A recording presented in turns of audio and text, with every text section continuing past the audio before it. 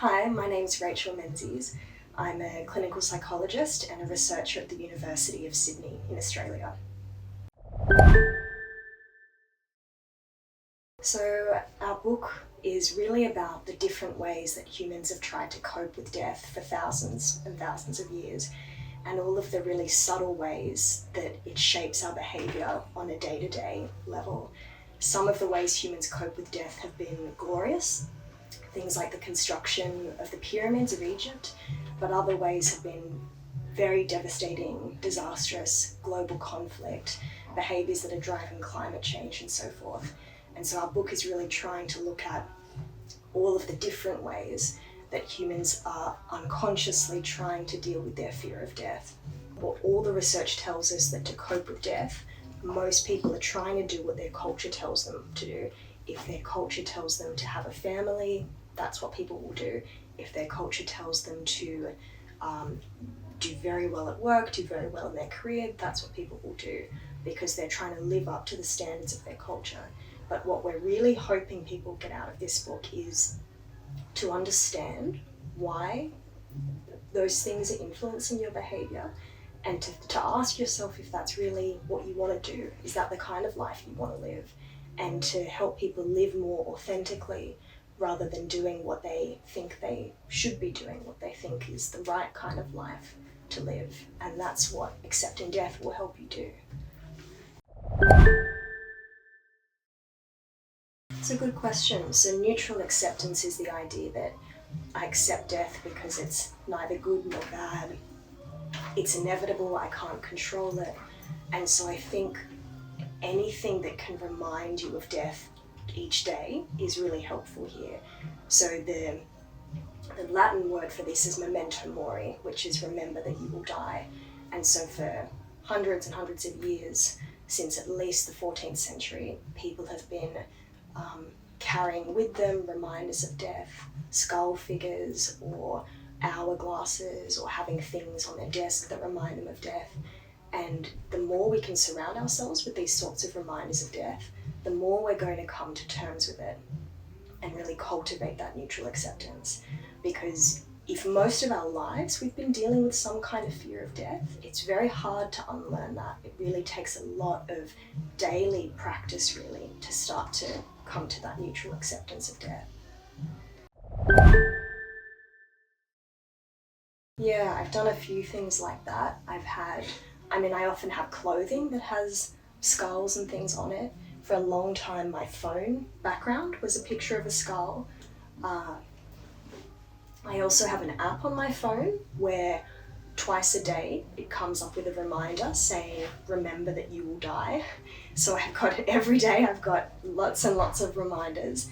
And I think it's very helpful to put things in perspective. If I'm worrying about a deadline or worrying about something that happened at work yesterday, and suddenly you have that reminder saying you're going to die one day, it does help put a lot of things in perspective and can help you stop worrying about the things that just aren't actually that important. Yeah, I think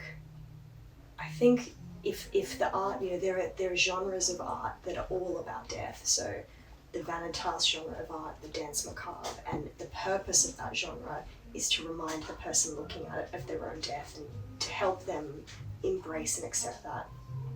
So I think artists that use themes of death in their work are often trying to remind the audience of that. And so I think that can help people accept death.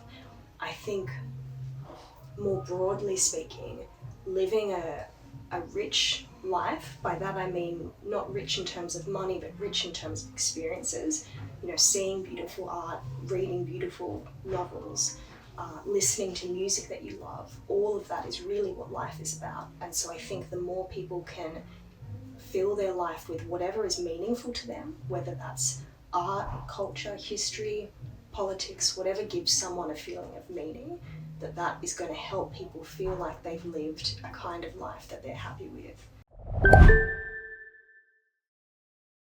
The reason why self-esteem helps people's death anxiety generally is if I feel good about myself, if I'm doing things that make me feel like I'm achieving, I get a sense that I'm a special person, an important person, and I'm going to be remembered after I die.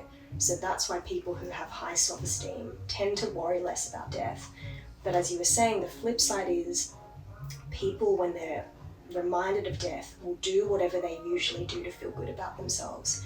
And that's great if what you do is healthy things, but for people who get self-esteem from driving really fast or smoking or lying out in the sun, getting a suntan, people will do all of this more.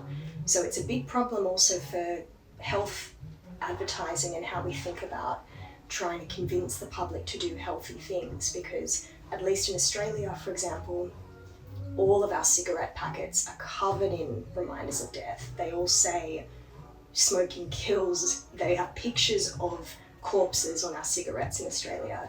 But we know from these studies that actually those reminders of death make people want to smoke more if that's where their self-esteem comes from. So it's a really big problem that we might actually be making people do more risky and dangerous things. Yeah, I think it's a great question. I think across the world we're seeing people becoming less and less religious. And on the other hand, it means that people don't have that solution to death, which religion often gives people. All religions across history offer some kind of solution to the problem of death, usually in an afterlife. And so if people aren't believing in an afterlife anymore, suddenly they might have to face what it really means to die. So I think we're going to see, in some ways, a rise in fears of death as people start to become less and less religious.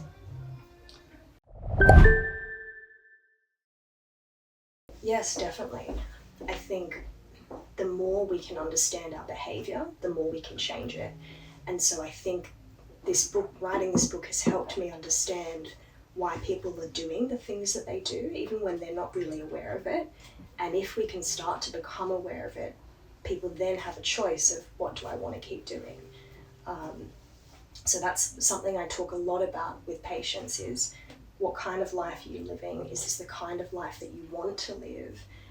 Because so many people spend their whole lives living a life that their parents wanted them to live or that their friends wanted them to live. And then they only realize that when it's too late.